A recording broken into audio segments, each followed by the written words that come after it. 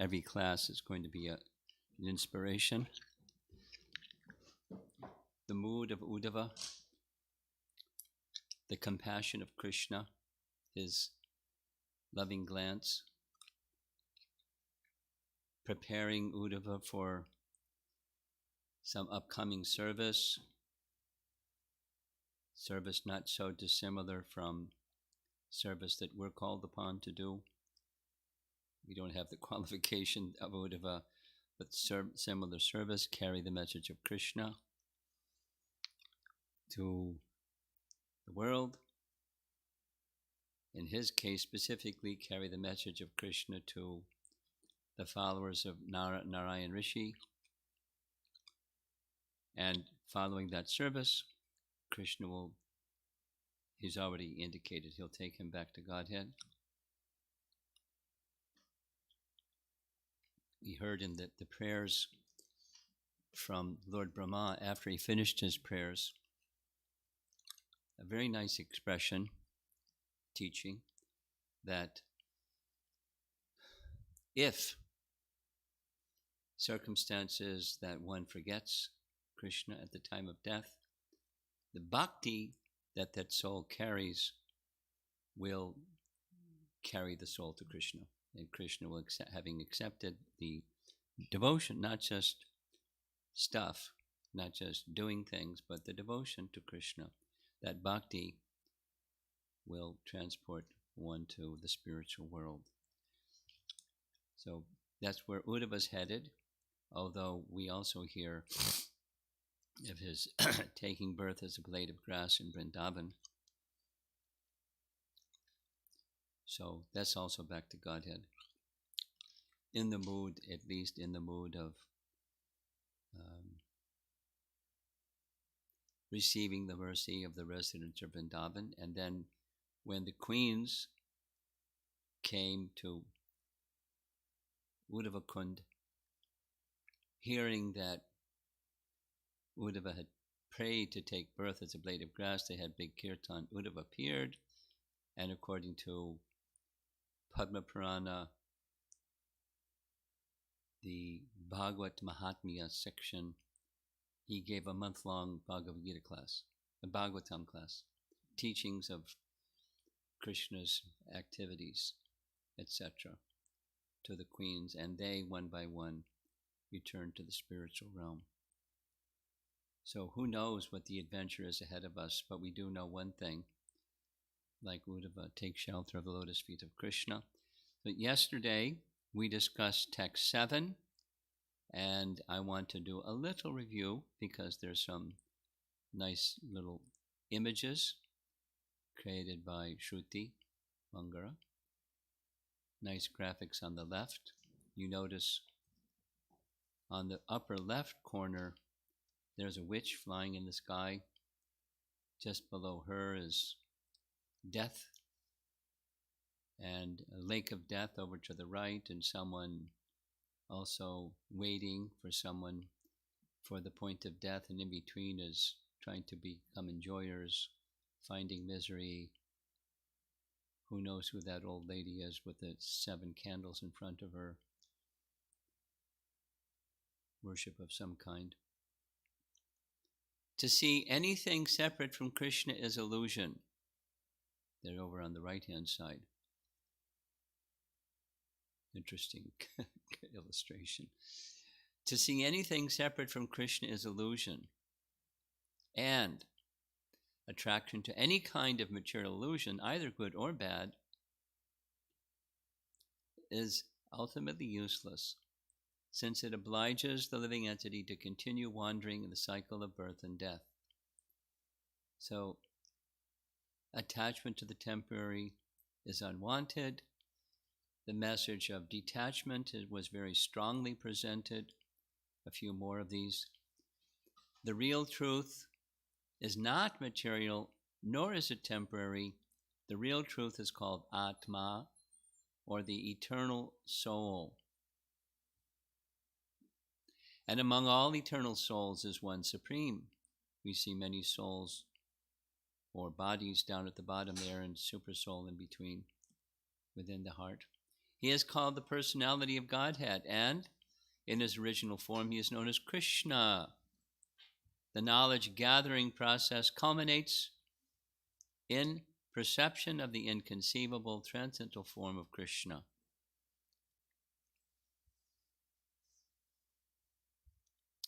From this verse 7, and we'll go back here because that's the next verse 8. So now I'm going to read fast because there's a lot of material for text 8. Here's the BBT translation for text 8.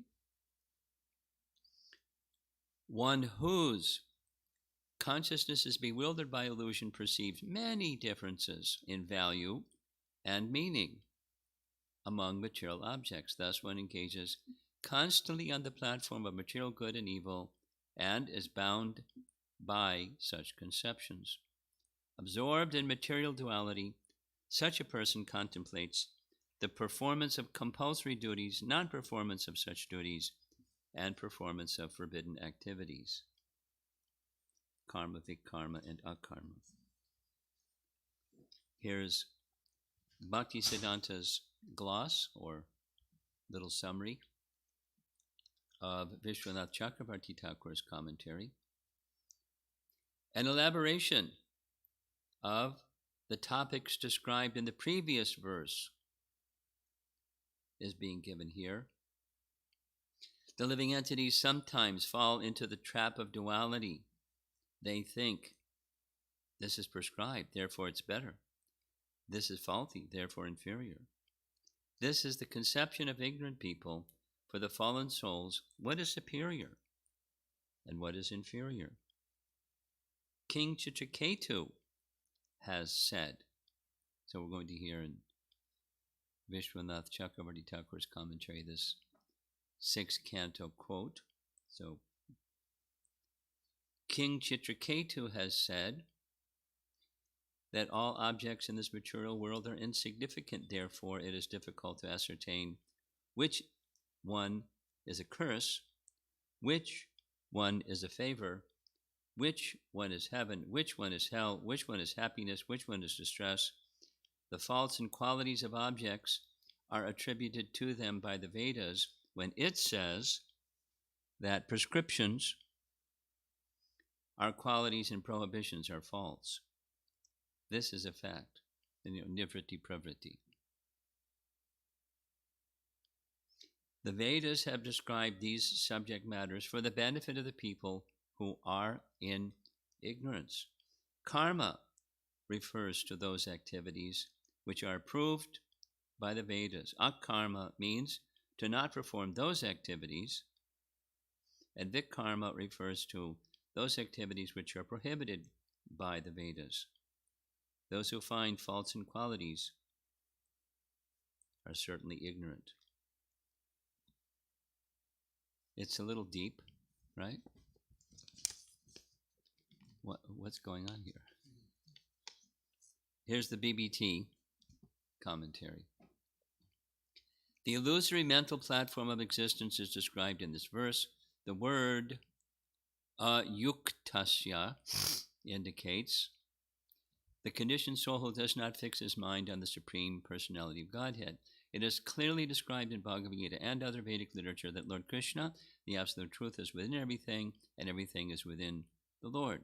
The example may be given that when a woman loves a man, she is most eager to see him, and she daily sees him dressed in different clothes. Actually, the woman is interested not in the clothes, but in the man.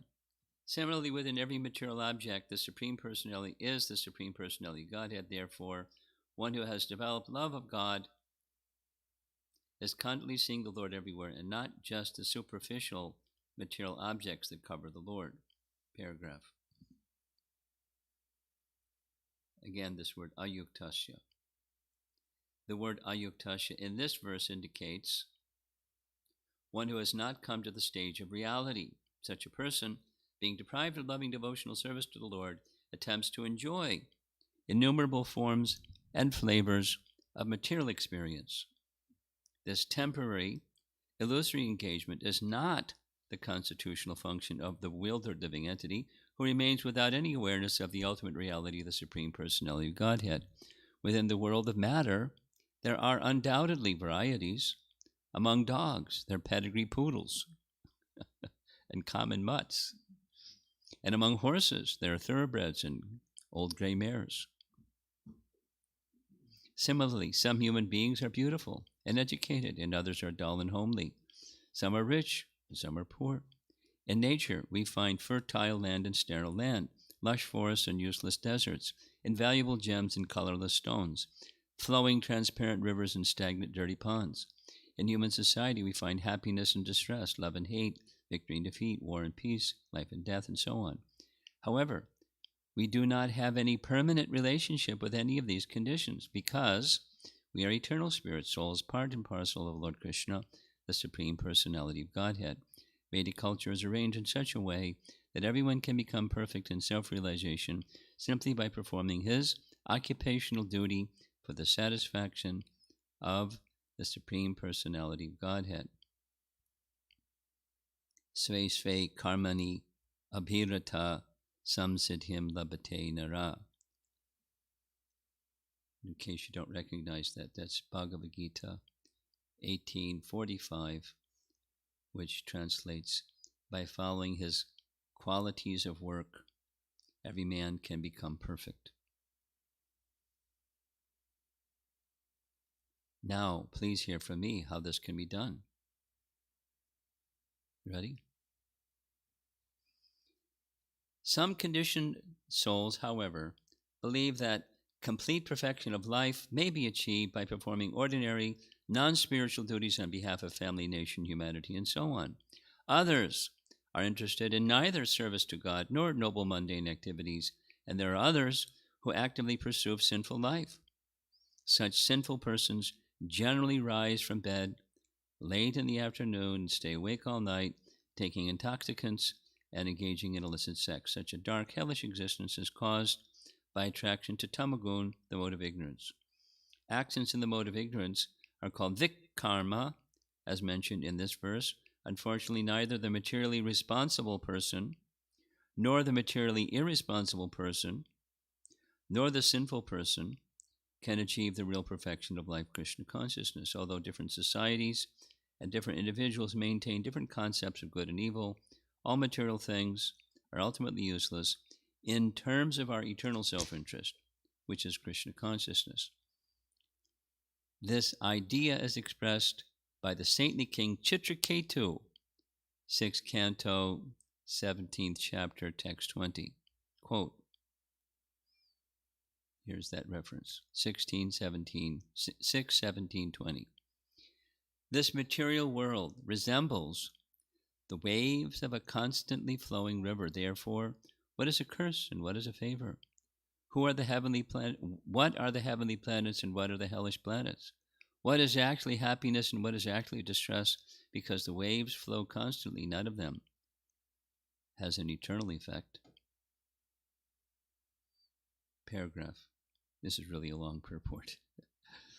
The argument may be given that since in the Vedas there are prescribed and forbidden activities, the Vedas also accept the concept of good and evil within the material world. The fact is, however, that is not the Vedas themselves, but the conditioned souls who are bound up in material duality.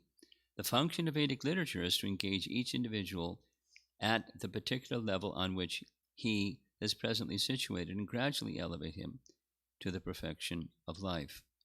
The material mode of goodness is not itself spiritual, but it does not impede spiritual life. Since the mode of goodness purifies one's consciousness and creates a hankering for higher knowledge, it is a favorable platform from which to pursue spiritual life, just as the airport is a favorable place for which to travel. If a man desires to travel from New York to London, the New York airport is certainly the most favorable place from which to travel. But if the man misses his plane, he is no closer to London than anyone in New York who did not go to the airport. Clever. That's Sri Dayananda Maharaj. In other words, the advantage of the airport is meaningful only if one catches this plane. Similarly, the material mode of goodness is the most favorable situation from which to move up to the spiritual platform. The Vedas prescribe and forbid various activities to lift the conditioned soul to the mode of goodness. And from that point, he should rise to the spiritual platform by transcendental knowledge. Therefore, if one does not come to the platform of Krishna consciousness, his elevation to the material mode of goodness is useless, just as a trip to the airport is useless for one who misses his plane. In the Vedas, there are injunctions and prohibitions that appear to accept good and evil among material things, but the ultimate purpose of Vedic regulation is to create a favorable situation for spiritual life.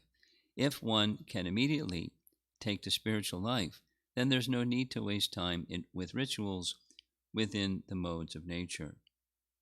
Therefore, Krishna advises Arjuna in Bhagavad-Gita 2:45, Trigunya Vishaya Veda, Nishtrigunyo Bhavarjana, Nirdvandvo Nityasatvasto Niryoga Kshema Atmavan.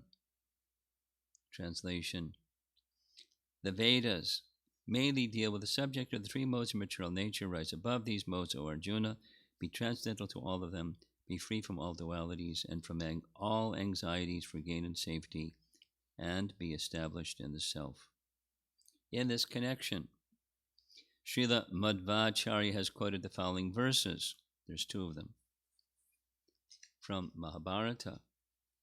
Quote, within the material world, the conditioned souls consider residence on the heavenly planets and celestial pleasures, such as the pious enjoyment of beautiful women, to be good and desirable things. Similarly, painful or miserable conditions are considered to be evil or bad. However, all such perception of good and bad in the material world is undoubtedly based upon the fundamental mistake of considering oneself and not the Supreme Personality of Godhead to be the ultimate doer or performer of all actions. Next verse. On the other hand, a person who knows that the Supreme Personality of Godhead is the actual controller of material nature, and that it is ultimately He, Personality of Godhead, who is moving everything, can free himself from the bondage of material existence. Such a person goes to the abode of the Lord.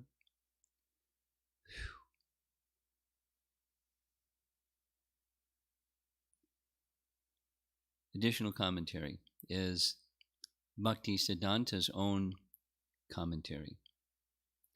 This is much shorter. Mental speculators distance themselves from the consideration of the absolute truth and engage in enjoying various sense objects, being bereft of the service of the non-dual substance, the son of the king of Raja. That is not the constitutional propensity of the spirit soul. That is the illusion of the unsuccessful yogis. Being controlled by the conception of faults and qualities, such people accept a few temporary activities as prescriptions and a few activities as prohibition. In this way, they attribute superiority and inferiority to various objects. But if all objects are seen in relation to Krishna, such distinctions will not arise. In order to attain liberation from such conceptions that are based on finding faults and attributing qualities, the topic of Brahma-Gayatri has been described. That's Srimad Bhagavatam, commentary on Brahma-Gayatri. Spiritual knowledge means knowledge with practical application. If one does not know the mystery of this, then he is sure to fall into illusion. Thus, he attributes faults and qualities to different persons and addresses them as Sat, Karmi, Vi, Karmi, and Ku, Karmi.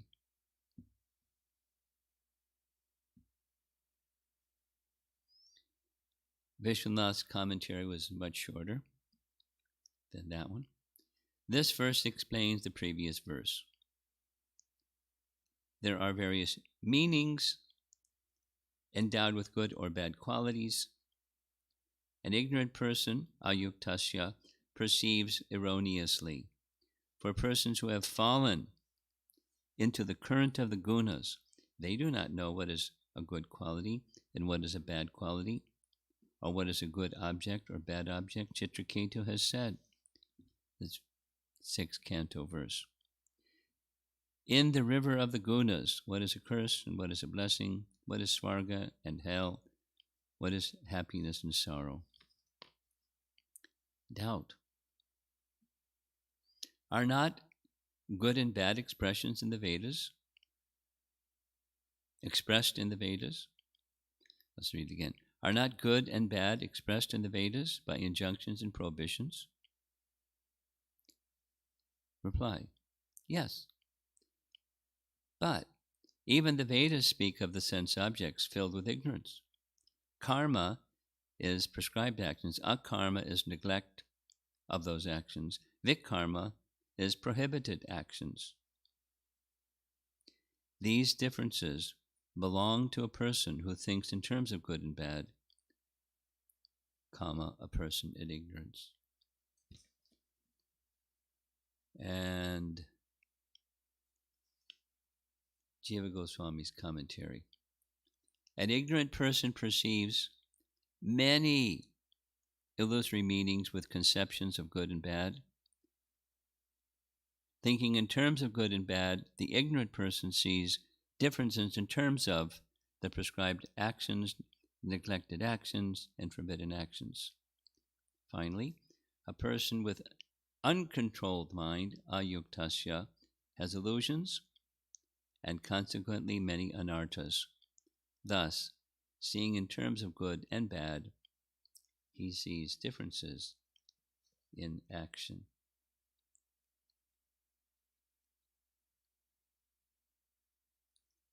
Now the next verse, text number 9, is much shorter. Like much shorter.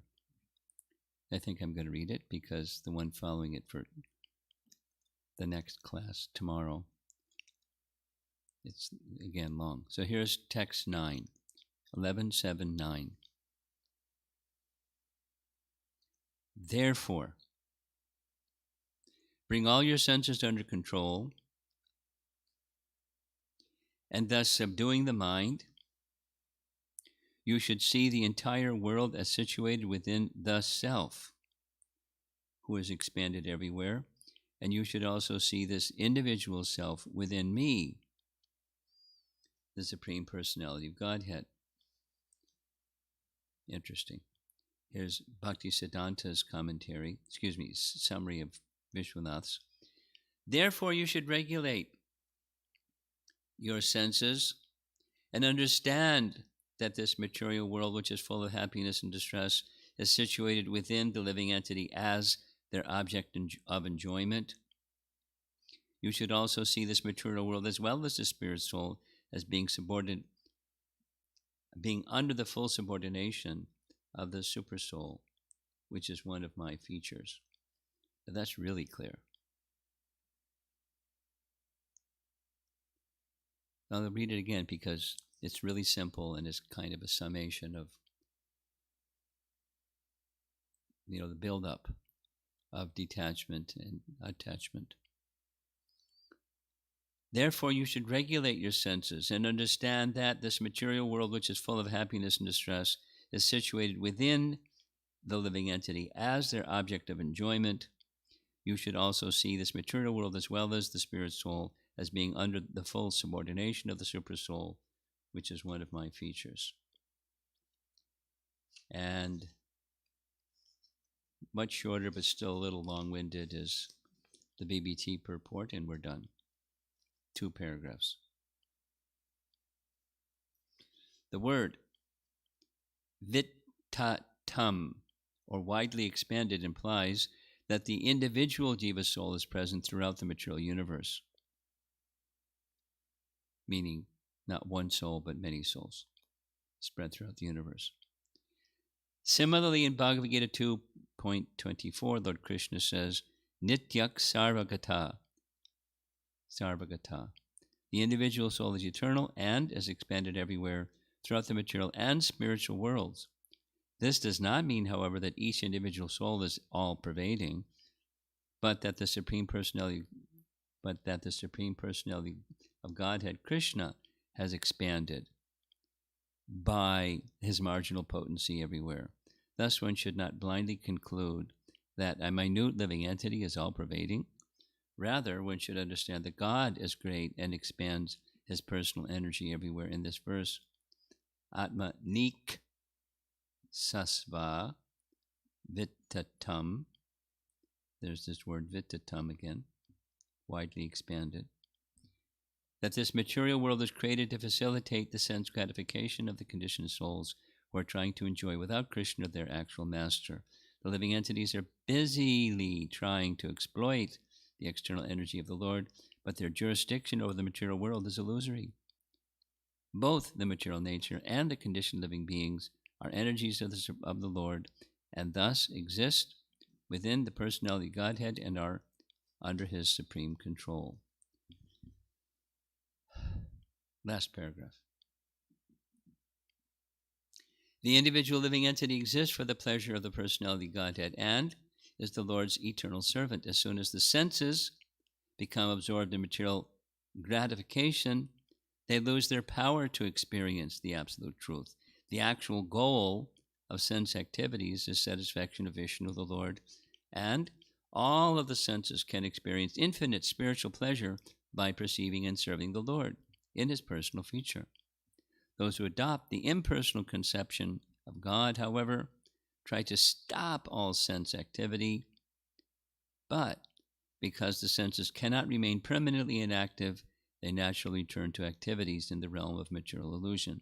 If one engages the senses in the service of the personality Godhead, then one enjoys unlimited pleasure upon seeing the transcendental beauty of the Lord's form. But unless one qualifies himself by pure loving devotion to Krishna, the Lord does not award him this exalted experience. Therefore, every conditioned soul should end his unnecessary separation from the personality of Godhead by rejoining the Lord's blissful company. The Lord personally comes down to reopen the blind eyes of the conditioned souls, and thus the Lord is personally teaching Uddhava so that sincere souls in the future might take advantage of instructions. Last sentence. Indeed, hundreds and millions of people even now derive spiritual enlightenment from Lord Krishna's instructions to Arjuna in Bhagavad-Gita. Hundreds and millions.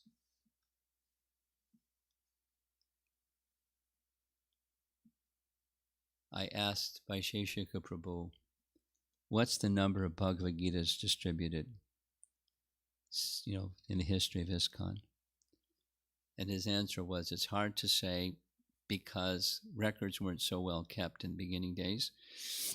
There's certainly some idea of what was printed through Macmillan Press and this and that. So it's a plus or minus number. And I can't remember the number, but it's certainly millions. Does anybody remember? 133 million, something like that. Some big number. Lots of millions. Of course, probably lots of those millions are sitting on shelves and not being read, but there's certainly millions that are being read. And very actively not only distributing the books, but encouraging people to read the books by various methods, reading clubs and chapter a day and all kinds of things. For the very same purpose that Krishna is instructing Uddhava, and in course of time, people will begin, as we're doing, beginning to read Bhagavad-Gita, trying to understand and then apply what's being requested of us, what's being requested of Uddhava. It's the path back to Godhead, so if we want to know what that path is, Bhagavad-Gita and Srimad Bhagavatam spread lots of light on that path, and then comes traversing the path with continual inspiration and guidance from the Bhagavatam itself, and ideally with devotees that are applying these principles in their lives and so forth. And our service is to follow and to assist others to give the opportunity to follow.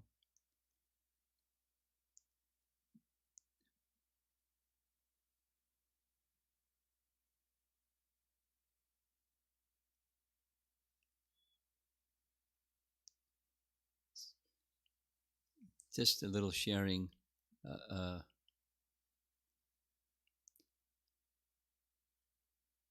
Some time ago, somebody gifted me one of those little red playing devices of all of Prabhupada's recorded classes and morning walks and so forth. And I've been listening for several months now to Bhagavad-Gita. And, I'm as far as chapter 16. And almost every verse, every time he's speaking, without fail, by listening carefully to hear both the message and the tone of his voice, he's such an appeal, of compassionate appeal, that people should not suffer. Why? What was motivating him to do what he did? It wasn't getting followers.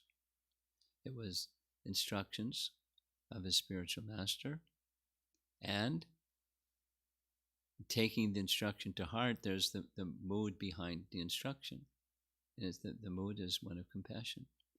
It's Lord Chaitanya's desire through disciplic succession down to his spiritual master, and he sacrificed left and right so that people wouldn't have to suffer. And then, the explanation is they can take it or not take it. That's the individual's choice. But he would try to remove obstacles like anything and give impetus to mitigate suffering. And, some of the language here sounds a little strident, especially for a modern enjoyer of the world. Like, this is really intense. On the other hand, it's for Uddhava, and it's giving that very clear portrayal of what to make the senses free from the hankering for sense enjoyment. It takes a clear sense of commitment. It doesn't mean throw away sense objects. It means have the right orientation towards them.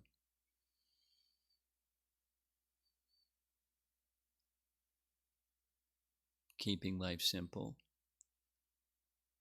not accumulating, over accumulating. This Rupa Goswami's Atyahara, and accepting what's required, and increasing dedication to service to Krishna, and the topics of Krishna, and the name of Krishna, and the form of Krishna, and the devotees of Krishna, and the abodes of Krishna.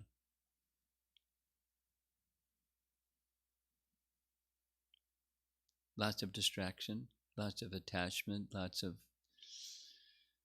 other things taking our attention here and there, and people that we're trying to assist taking their attention here and there, and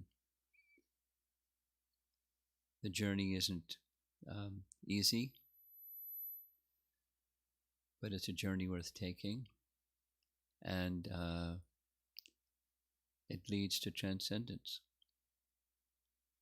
There's things along the way dealing with the temporary, and it's the happiness and distress that come from dealing with the temporary, but not investing so much importance in either. Rather, investing importance in transcendence, in being in service to Krishna with the mind and senses. So That's our journey. And it's very practical. The instructions are being given here in very practical terms. I didn't find out the answer was Uddhava, a householder, or a brahmachari. But else, whichever is the case, the principle doesn't change. Most likely he was a householder. But the principle of attachment to the transcendence. I mean, he's already attached to Krishna. He's look the picture. Look at he's grabbing hold of Krishna's feet and weeping. He knows Krishna's going to leave. Take me with you. He's attached to Krishna. He's very deeply, not just emotionally, sentimentally, in other words, attached. Very profoundly spiritually attached. We know that. When he meets Uddhava, when he meets Vidura, and Vidura starts asking about Krishna and the Yadu dynasty members, although Vidura already knew, because he had already passed through Prabhas, he already knew, he just asked anyways. And Uddhava just went into a trance, just thinking about Krishna. And it was a struggle to come out of his trance in order to do some service for Uncle Vidura.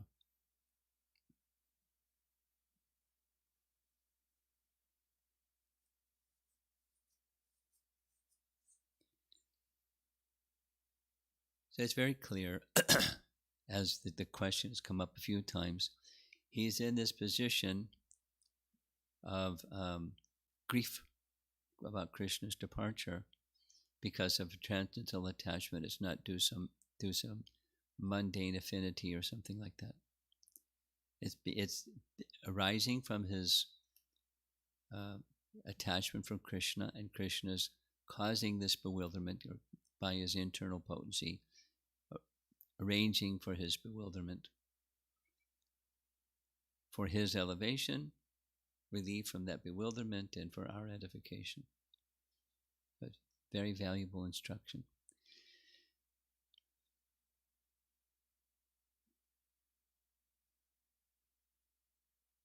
The graduate study of Bhagavad-Gita's message.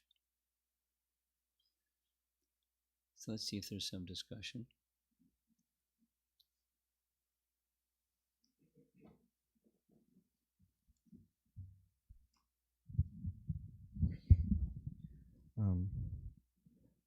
Guru Maharaj, the first verse, the 8th verse was very high. It says that one, has distinguishes between good and bad in this material world. It's basically under illusion. Is my understanding correct that if I see the good and bad,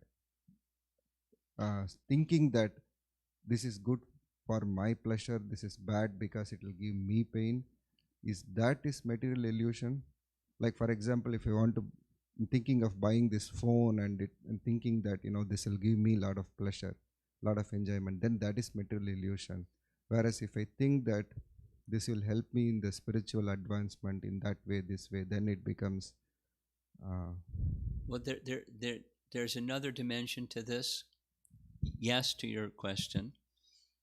However, the issue that's being touched on here is, what about, aside from the object of a mobile phone, what about sin and virtue? Prescribed duties, virtue, and performing prescribed duties. That's virtuous. That's good. And sinful activities, that's bad. And that's from the Vedas. It's not just how you see the cell phone.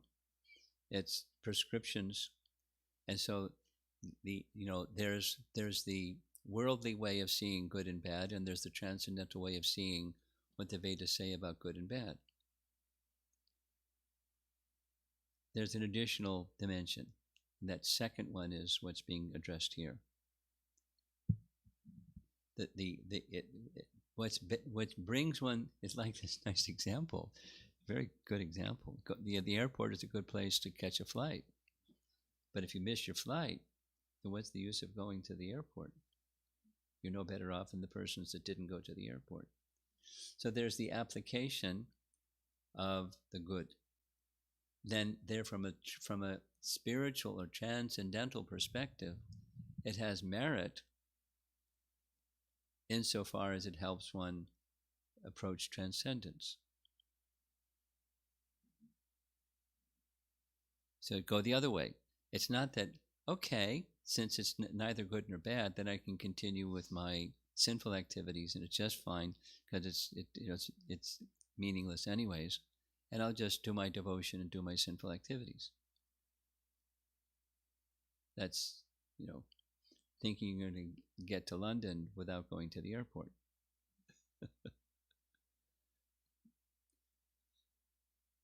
So it has its connection with transcendence. The Vedas are meant to elevate one. The purpose of the Vedas is to know Krishna. So there's merit in the good and demerit in the bad, insofar as assets to attain transcendence. But minus the transcendence feature, just seeing good and bad, that's illusion. So, is my understanding correct that the Vedas prescribe, Do's and don'ts. This is do's and don'ts. So that performing the do's and not performing, avoiding the don'ts, for to achieve the transcendence is the correct approach. It helps one come to the stage of goodness. It's not the essence. Minus the essence, it's part of illusion. With the so what's the purpose of the following the do's and avoiding the don'ts? Flip it. Prabhupada's way of saying is, one becomes a devotee, they don't have attraction for the do-nots. They have attraction for the do's. And when bhakti becomes activated, so how do you get bhakti activated? Well, it's association with bhakti. Supposing somebody's, an alcoholic. Supposing like a Bowery bum. Supposing somebody is, they're not going to be able to right away become clean. But if they they can run parallel, but the essence, go back the other way. This other discussion of Daivi Varnashram. I mean, it's 8:24. It's a big topic. So what's the role of Daivi Varnashram in Krishna consciousness? Some people say it's for those who aren't devotees. And some people say, even I'm a devotee, I'm not elevated to the human platform. We find devotees that know the philosophy and they do some chanting and worship, and they're really outrageous.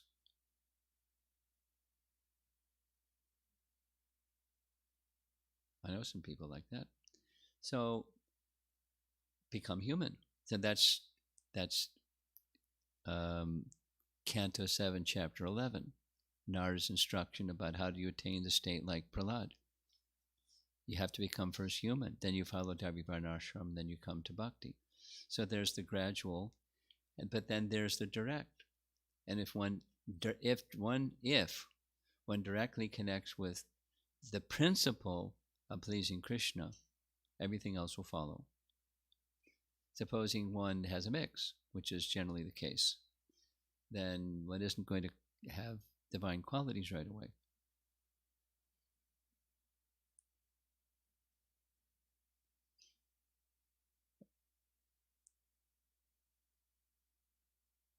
So what's important? Bhakti is important, and the other helps us. Going back to the verse and the message of this verse, the good and bad, we follow the good. We don't neglect the good and continue to immerse ourselves in the bad. We follow, for example, regular principles. We don't do those four regulative principles, violations. But that's just a beginning. It's not the essence of bhakti. It's to help us. You have more. Quickly, Guru Maharaj. Even in bhakti, when we follow the regulative principles, can I say that if we don't understand the essence and perform it in that mood, it is still we are under illusion? Yeah. But yeah, what's the distinction from illusion is illumination or enlightenment. We can be following the regular principles, but not know Krishna, and not be living a life of devotion to Krishna. It's preliminary, but it's not the essence. Yes.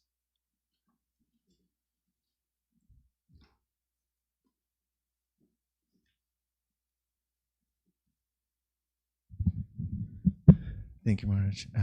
It's nice commentaries and nice discussion. I was just thinking about what you mentioned about bhakti taking us or elevating us to like Krishna or Goloka, even if at the time of death, if we don't remember Krishna, the bhakti we performed, will elevate us.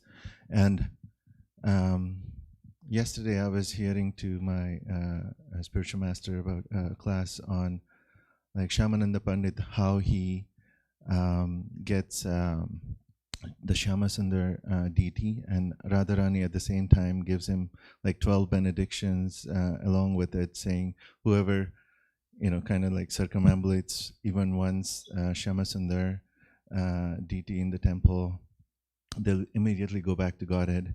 Or one who does some seva or cleaning the temple of Shyamasundar, like this, she gives like 12 benedictions for whoever goes to Shyamasundar. So my evil mind or lazy mind is thinking, well, there's this path of bhakti where I will just follow this, or I can just go to Vrindavan, circumambulate Shyamasundar once, and then I'm done. Instead of going to the airport and missing my flight, there's a private jet which is promised by Radharani for me. I'm just going to take that shortcut and go. So I was just wondering how one should see that. It's a promise from Radharani, and how whether one should or is it like in addition to bhakti? Few things. I'm unfamiliar with the 12 benedictions, so I can't comment on the 12 benedictions. But I can comment on other things that are found in scripture that say just do this and such and such.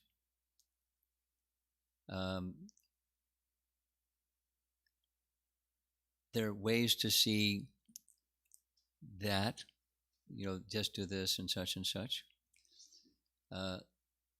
One way is within those things there is enormous potency. I mean, the one that stands out in my mind is those who see the Rath Yatra card of Lord Jagannath and stand and appreciate, they manifest forearms. Go back to Godhead, go to Vaikuntha. So I've seen lots of Rath Yatras, and I've never seen anybody standing by the side, enjoying the Rath Yatra and appreciating, manifest forearms and go back to Godhead.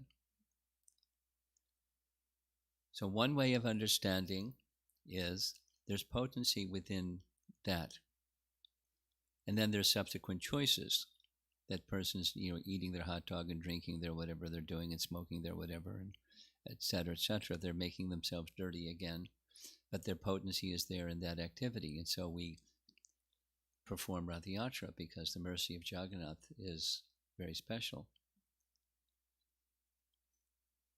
Then there's another explanation that I forget the Sanskrit term, but it's the meaning of the Sanskrit term is it's an exaggeration. And one explanation of such exaggerations is it's to inspire persons to the bhakti path.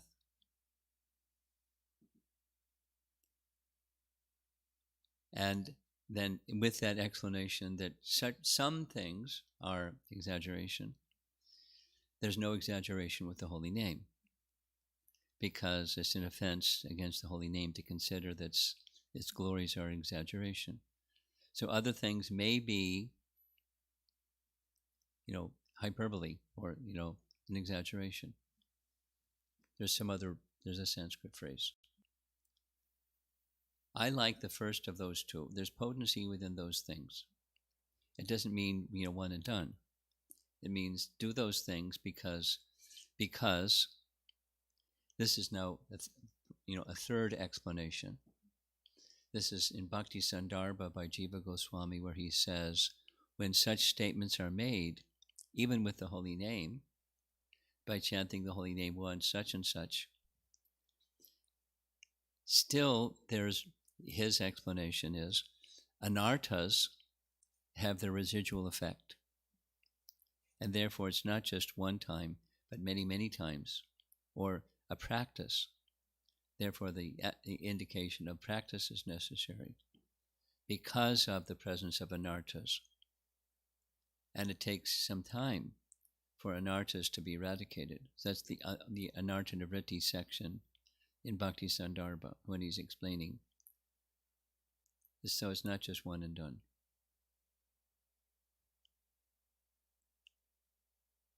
Something else?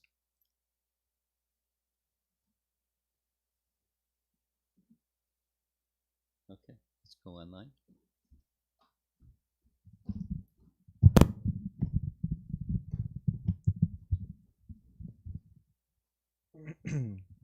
Question from Mahati.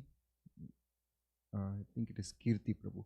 Yeah. My senses are attached to sense objects and mind is attracted to temporary. Although I know that I need to follow path of bhakti, but my body and mind do not cooperate. Some days I do not find any taste in bhakti. The goal seems to be far out for me. How can I stay put? Association and with faith continue the process. I mean, as you're reading what she said, my thought goes to the biblical statement. The spirit is willing, but the flesh is weak. It's a biblical statement. The spirit is willing, but the flesh is weak. So what do? You do sadhana, innocent, good association with faith in the teachings and the teacher and the bhakti process, and you continue. You when you go to your kitchen and it's time to clean, it may take a while. And you may have some old pots. Maybe you don't, but some people do. In our ISKCON temples, we have many cases have old pots. And it takes a long time to make an old pot clean. It may take weeks to keep, etc., etc. Well, you just keep, because the cleaning process works, you continue cleaning till it's clean. That's faith. Narcha nivritti. Keep going. A question from Girivardhari Prabhu. For me, it is a little easier to apply Sambandha Jnana in devotees. I have struggled to apply in others and non-living objects. What are the practical ways I can cultivate it?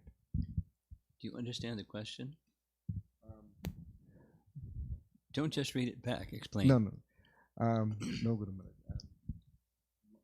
My understanding is he's able to see the presence of the Lord and within devotees, but not within other people. When in talking to materialistic people, not able to. The spirit soul can be more covered, less covered. That's all.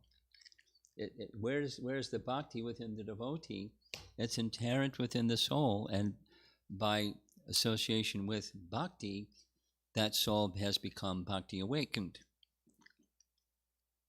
And there are others that haven't. So be an instrument of Krishna to help awaken bhakti. But, respect the soul. Respect goes to the soul. Doesn't, the behaviors and the speech and mannerisms and things, that's something else. Question from Amara Mataji. Without looking at the bad, perhaps it is hard to value the good. Also, Dukkha Doshana Darshanam is instructed in Bhagavad-Gita. I came across a question that if we keep looking the bad nature of this world and happiness is temporary, then what is the impetus to carry on in the world who has not developed enough faith in Krishna? Could you kindly shed some light on this? Yeah, you're right.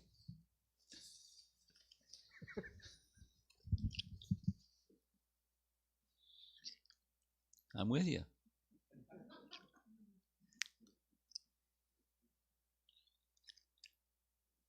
So we need this. The light is we associate with those who have light, and the messages of those that have light, and then we can leave behind the darkness and go to the light. And it's not easy because we're prone to make mundane discriminations and pleasure and displeasure and all those things. We have tendencies like that. So it's hard to let go. So what do you do when it's hard to let go? Because you're a conditioned soul. You associate with those who are elevated. Same question as Mahati Gopi was asking. Yeah. Question from Snehavalli Mataji. So to confirm the understanding, following Devi Varnashrama with Bhakti will gradually take us to the stage of pure devotional service. Is this correct understanding? There's a couple of conditions. One is become qualified. This is now speaking Narada's words to Yudhisthira, chapter 11, canto 7.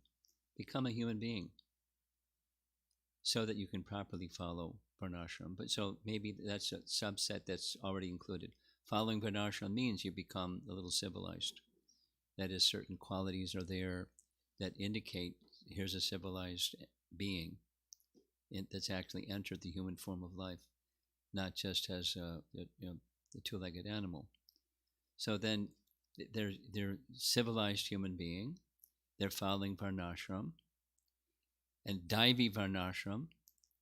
Then according to what, in response to your question, according to what Chaitanya Mahaprabhu says to Ramananda Roy, that's good, but it's not sufficient. You can look, Snehavalli, you can look at that discussion with Ramananda Roy and hear what Lord Chaitanya says to the Daivi Varnashram example of Ramananda Roy. And Lord Chaitanya, he says it's external, and to go further. So the further is what he accepts as 10:14:3. Jnane prayasa udapasya namanta eva, etc. So go through that, and I think you'll have an answer to your question. It's very helpful, and it's not complete, is a short answer to your question. From Uttama Bhakta Prabhu, from yesterday, for the sake of simplicity, is it fair to say that Mayavadis say this world is Maya and we say we are in Maya? Well, they don't exactly say this world is Maya. They say it's false. And what Maya is our understanding of what Maya is and their understanding of what Maya is are different. We're an illusion, and they say it just doesn't exist.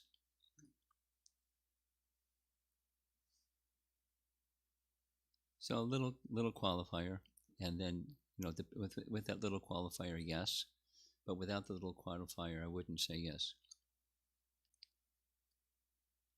We're done. Yes, Srila Prabhupada ki Jai.